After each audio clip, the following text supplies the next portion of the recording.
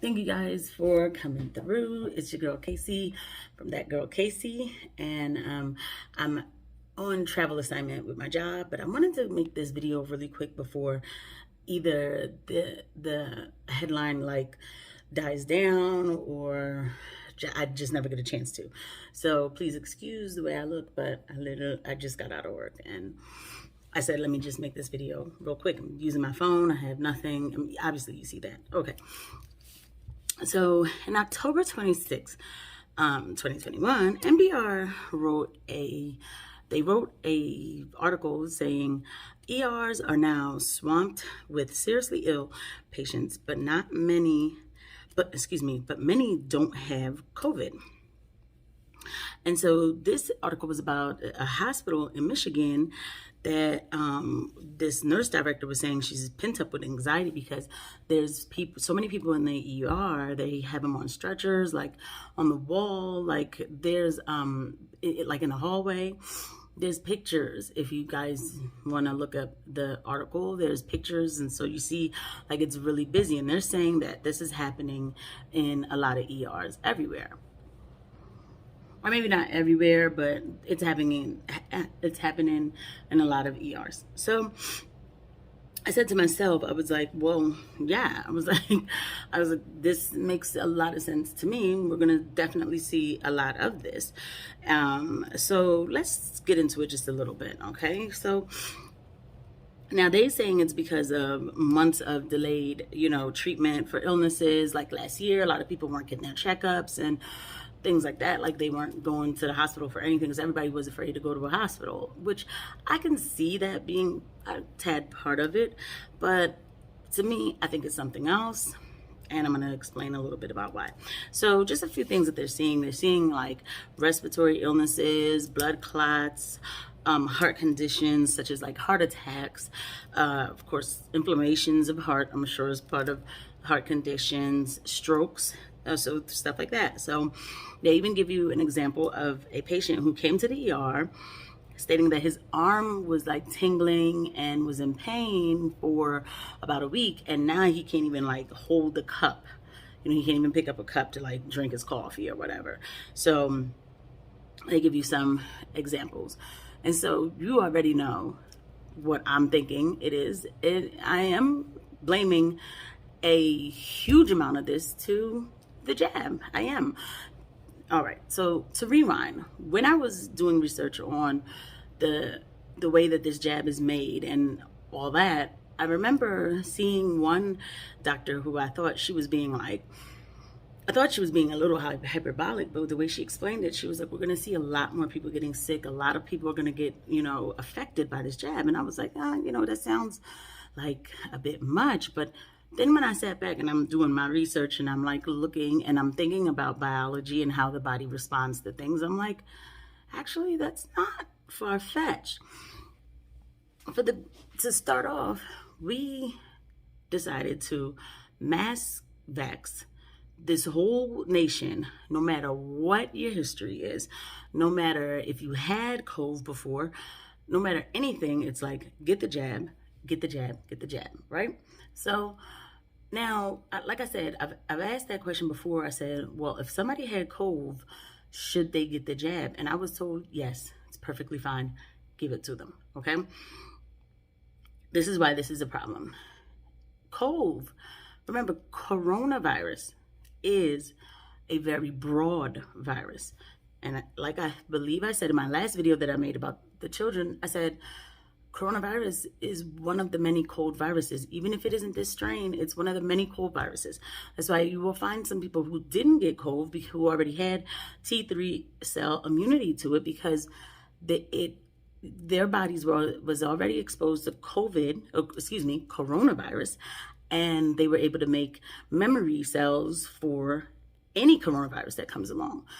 That's why some people, when they have the flu, I actually met somebody today who said to me, I don't get flu shots because the last time I had the flu, it was 16 years ago and I haven't had it again. Exactly. Even though there's different strains of the flu that comes out just about every year, your body is so good at building a response that even if it isn't the exact same strain that comes around, it will still say that looks kind of like the strain that I dealt with last year. So I'm gonna already do what I have to do to make sure that it doesn't invade this body. Okay.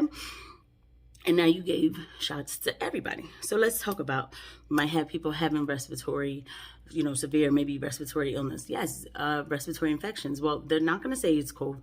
Also, remember, the hospital is not going, if a person is fully jabbed, they're not going to test them for COVID. Okay, they're not, because it's going to mess up their, it's going to mess up their them saying their rhetoric of the jab is great, the jab is great. Okay, so we already discussed in one of my videos, the one that says, do you know the science that you trust? Do you understand the science that you trust? We already discussed about how a leaky jab can cause mutations in your body. Okay, so while you may not run into wild cove, that this jab, don't forget, was made for wild cove, you might run into a different kind of cove or a different kind of virus. And then now, because that virus knows it's under attack by a weak jab, it then mutates into something more aggressive than it ever should have been. Okay, so that's how you can have a major respiratory illness with that. You're just getting another virus, another respiratory virus. And then, of course, because we didn't teach anybody that you need to deep breathe and cough up junk out of your lungs, pneumonia builds up very fast. Okay, blood clots and strokes. Well, we already know, as much as they're saying rare, it's like this rare blood clotting thing. We know that something about this jab messes with the blood that makes blood clotting issues. We have two ways we could discuss this. Number one, either it is the jab itself that's actually, they're saying, might be affecting the hemoglobin, which is the oxygen in your red blood cells.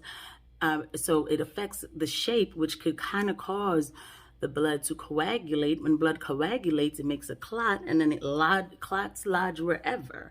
All right, so that's one way. So then you get a stroke. You can have a stroke by having a clot that lodged somewhere in your brain, and now you can't get function going to the brain, and your brain is actually kind of like deteriorating rapidly. Okay, heart attacks. Well, there's the clot again, lodged in your coronary artery, and now you having your heart tissues are dying rapidly, okay? Or there's another thing that a lot of people don't think about, is called DIC. It's called Disseminated Intravascular Coagulation. So sometimes the body starts bleeding rapidly, and it almost has a fluke situation where it's like clot or bleed, clot or bleed, clot or bleed, okay? To make it make more sense. I had a patient, well, no, he wasn't my patient. When I came in and I got a report, they said patient in 102 was in the ER. And I'm like, well, what happened?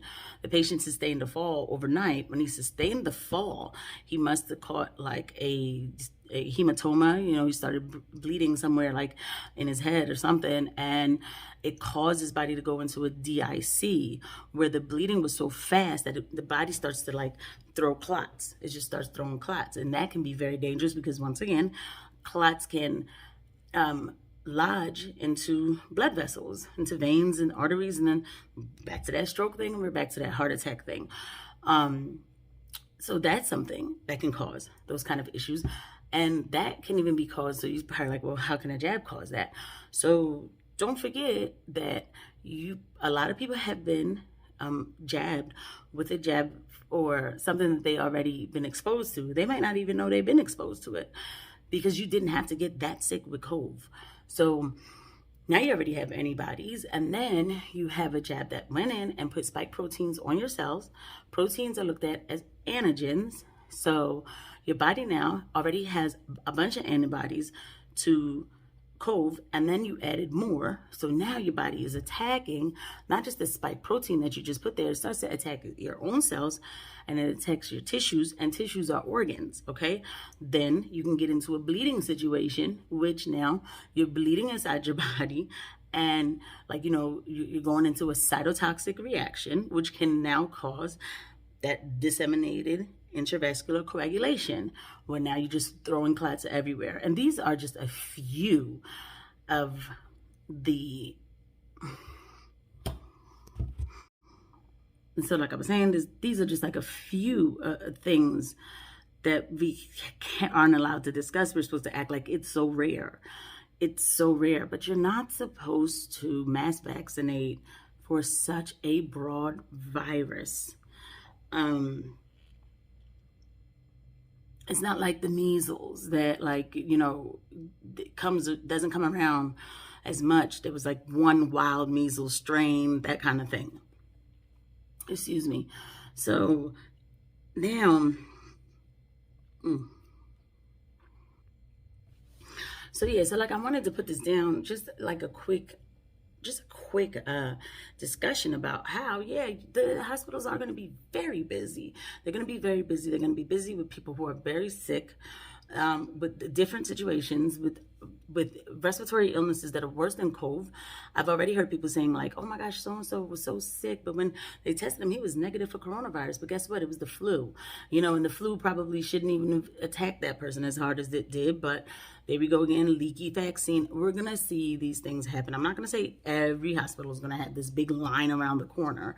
I'm not being hyperbolic, but I'm explaining to you how, for the most part, I can bring everything down to that jab. There was one more thing that they talked about was suicidal ideation. Now, I can't say that the vaccine is causing people to, want to kill themselves. But so that's something that it's a shame there's an uptick in that, but that's a whole nother story. But pathophysiology, you can explain how this jab is going to cause a lot of these sicknesses.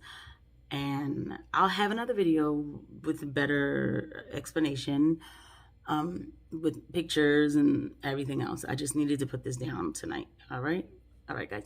So I'll see you at the next one. If you guys, like I always say, if you made it this far into the video, just go ahead and hit subscribe. It really helps the sister out. All right. Thank you. Good night.